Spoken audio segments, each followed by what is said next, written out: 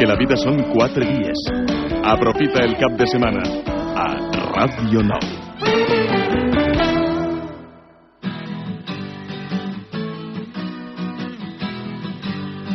Anem a caminar. Avui, dissabte i demà diumenge, la colla muntanyenca del Campello ha organitzat una ruta que eixirà de la muntanya i arribarà fins a la mar.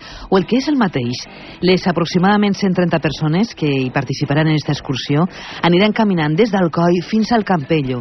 És una ruta llarga i dura que estarà repartida en 2 jornades que ajudaran a suportar millor les quasi 11 hores que dura este trajecte en total. Anem a saludar al guia d'esta excursió. Jaume Baró, com estàs? Bon dia. Hola, bon dia, molt bé. El president de la colla muntanyenca del Campello. Esta és la 5ª edició. Conta'ns, Jaume, amb quin esperit naix fa 5 anys esta travessia des d'Alcoi fins al Campello? Pues naix en l'esperit de conèixer la terra, de conèixer la diversitat que tenim en les nostres comarques, perquè és un itinerari que permeteix apreciar la diversitat botànica, vegetal i paisatgística de les comarques d'aquí d'Alacant, partint de la comarca de l'Alcoià i després adentrar-nos ja en la de l'Alacantí a través de la vall de la Torre de les Massanes, la vall de Busot i ja després les serralades del Campello.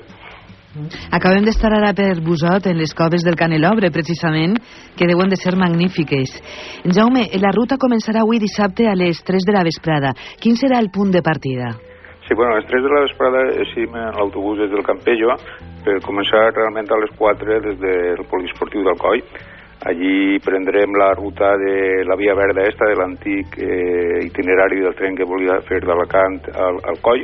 Amb els túnels, no? Exactament, començarem per dins dels túnels, aquesta és una part que agrada sobretot a la gent més menuda que ve, i després d'ahir ja eixirem a la zona de la Sarga i l'Espartar d'Alcoi, i per ahir pujar la Serres Plans, que és la divisòria entre la comarca de l'Alcoià i l'Alacantí, i des de dalt ja, iniciar el descens ja passant pel Pou de Neu del Rentonar fins a la Torre de les Massanes, que és on farem nit. La Torre de Massanes està a la comarca de l'Alacantí, amb vora 700 habitants, i està situat en un punt intermedi entre Alacant, Alcoi i Benidorm. Com en cada edició, l'Ajuntament vos deixarà un lloc on poder descansar ahir a Torre de les Massanes. Sí, l'Ajuntament de la Torre col·labora molt bé en la travessia. Estem molt contents de la seva col·laboració perquè ens deixa la mateixa Casa de Cultura un apartadet allí on col·locarem ahí les colxonetes i tot això, i allí passem la nit, sopem per allí, per el poble i tot això, intercanviem, com coneixem gent també per allí, peguem una xerradeta i tal, fem la nit i ens preparem ja per afrontar l'etapa més dura encara del dia següent. Que són 11 hores de ruta? Estas vesprades són 4 hores i mitja, i demà seran també la primera etapa, que és de la Torre fins a les coves del Canelobre, són també unes 4 hores i mitja, i l'altra també 4 o 5 des de les coves del Canelobre al Campello. Són 3 etapes pràcticament equivalents, cada una en la seva diversitat per el trajecte que recorre. Per exemple, la demà per el matí, que també és prou seguida, recorre per la Serra la Grana, justament per la zona per on es va cremar l'any passat, el mes d'agost, i per l'Obaga del Cabeçó, que és una obaga molt bonica, molt poblada, fins a arribar a les coves del Canelobre. Caminareu per senders i camins de muntanya, excepte 3 o 4 quilòmetres que estan asfaltats.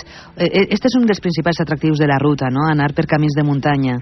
Sí, exactament, perquè l'asfalt, en aquest tipus d'itineraris, l'asfalt no agrada, no? Quan vas a fer excursionisme de muntanya, l'asfalt no agrada, es fa pesat, i el bonic és això, en trobar aquests itineraris, camins, senders, que són amagadets, tranquil·lets, i que te permeteixen conèixer coses que si no és així, si no es trepitjant-les, no les coneixeries. Bueno, és una ruta llarga, dura, i per això la partiu en 2 dies. La veritat és que suposa, perquè ens expliques, que sobretot des del punt de vista paisatgístic serà molt gratificant. Quins són els paisatges? Per exemple, des de la Serra de la Grana es pot veure tota la comarca de l'Alacantí. Sí, ahir començam per avui, perquè avui ja comencem, quan ascendim les Serres Plans, que ens acostem al cim mateix de les Serres Plans, i ahir ja veiem el que és tota la comarca de l'Alcoià, la seva Folla, tota la vall del Seta, en els poblets, arriba a veure Fatxeca, Tollos, Benifallim, Benassau, i des del mateix cim també ja veiem la mar, ja veiem el Puig Campana, Benidorm, tot el Cabeçó e inclús Alacant, o sigui que la vista des de les Serres Plans és una vista immensa. Després, demà hi ha un trajecte que recorre per dalt de la Serra la Grana que va vorejant, és un trajecte, un tram pla i que s'aboca tot sobre la vall de l'Alacantí, sobre la comarca de l'Alacantí. I ahí, bueno, pues dominem tota la comarca. Des d'allí mateixa, conforme anem caminant, anem explicant tot el que veiem, totes les poblacions que es divisen des d'allí, o les muntanyes, com la Penya Mitjorn, el Maimó, el Fontcalent, inclús quan és un dia clar, pues veiem les muntanyes de per allà, de per Cartagena, el Mar Menor i tot això. O sigui que l'interès paisatgístic és molt gran. Des de la colla muntanyenca del Campello l'anomeneu Ruta de la Muntanya a la Mar. Seria possible fer-la en sentit contrari, de la mar a la muntanya? Clar, l'itinerari permetís fer-lo de les dues maneres. El que passa és que per tal de combinar fer nit, començar el dissabte per la vesprada i fer nit, pues ens ve millor en aquest sentit, però de fet i alguns sí que l'hem fet en l'altre sentit, i a més l'han fet en un dia també, i bueno, pues resulta també molt interessant perquè en realitat a la muntanya quan fas un itinerari, si el fas d'anada i de tornada, a la tornada el permetís veure altres coses que a la tornada no has vist, és una altra visió del paisatge. I si possiblement ho intentarem algun any també d'organitzar-la de la mar a la muntanya. Darrere d'aquest tipus d'excursions que organitza la colla muntanyenca del Campello hi ha alguna cosa més que passejar i gaudir del paisatge, perquè des de la colla, Jaume, voleu fer que la gent sobretot conega els llocs que estan amenaçats per diferents projectes urbanístics plantejats en la zona. Això és així, perquè possiblement d'un any per l'altre ens trobem que les coses canvien per en aquest mateix itinerari. Per exemple, ja només començar a la de la zona de l'Espartà, per la zona de la Sarga, que és una zona molt poblada de carrasca, pues ahí que pertany al terme de Xixona, ahí ja n'hi ha presentat un PAI d'estos que per urbanitzar aquesta zona. Aleshores, això vol dir que si la cosa aniguera avant, pues possiblement dins d'uns anys, millor ni podríem passar per ahí. Després, al cim de les Serres Plans està també projectat un radar d'AENA que també pues, està lluitant-se perquè no situa ahí, bueno, i pugui situar-se, per exemple, en l'Aitana, que ja està en aquest tipus d'infraestructures. I després pues, ens trobem, com anem a trobar-nos enguany, en la Serra la Grana, pues, que l'itinerari que seguim per ascendir, pues, que era tot un boscar de pins, ara segueix sent un boscar de pins però cremats. És a dir que ara vas veient com va canviant la cosa, també per la zona del Cabeçó, pues, abans veiem l'impacte de la pedrera del Cabeçonet, pues, ara en veiem un altre costat, que la pedrera dels Picalons, que està pues, destrossant també la muntanya. Ahí ens permet també apreciar tot el que està fent en el nostre territori i bueno, prendre consciència de la necessitat de tots nosaltres d'involucrar-nos una mica en la defensa d'aquest patrimoni natural que a poc anem perdent. Jaume Baró, bona ruta, molt bon treball el que feu des de la colla muntanyenca del Campello, i una cosa molt important, van a participar unes 130 persones, no?, en esta excursió?